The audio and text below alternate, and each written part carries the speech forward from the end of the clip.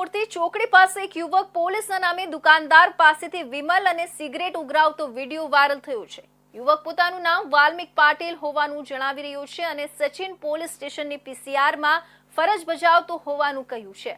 દુકાનદારે PCR બોલાવી યુવકને Bestan police સ્ટેશનના હવાલે કર્યો હતો।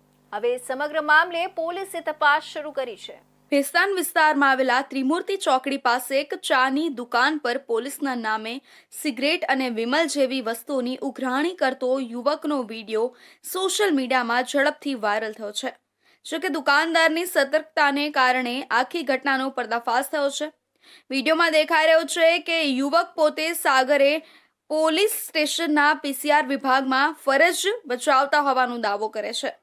તેના દ્વારા દુકાનમાંથી બિનમૂલ્યે માલ મેળવવાનો પ્રયાસ કરવામાં આવ્યો હતો। દુકાન માલિકે તત્કાલ પીસીઆર બોલાવીને આખી ઘટના ભેસ્તાન પોલીસને હવાલે કરી દીધી હતી। યુવકનું નામ વાલ્મિક પાટીલ હોવાનું સામે આવ્યું છે અને તેણે પોતે આ કૃત્ય કબૂલી લીધું છે।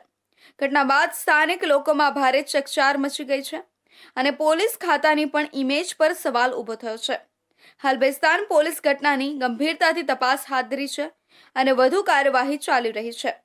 આ વિડીયો બહાર આવતા પોલીસે સમગ્ર મામલાની તપાસ હાથ ધરી છે અને યુવકના દાવાઓ અને વાસ્તવિકતા વચ્ચે તફાવત જાણવા માટે અધિકારીઓ દ્વારા સઘન પૂછપરછ કરવામાં આવી રહી છે। આવી ઘટનાઓ પોલીસ તંત્રની છબીને દૂષિત કરે છે, તેથી કોઈપણ જાતની છૂટછાટ વગર કાયદેસર કાર્યવાહી થવાનું નિશ્ચિત માનવામાં આવી રહ્યું છે।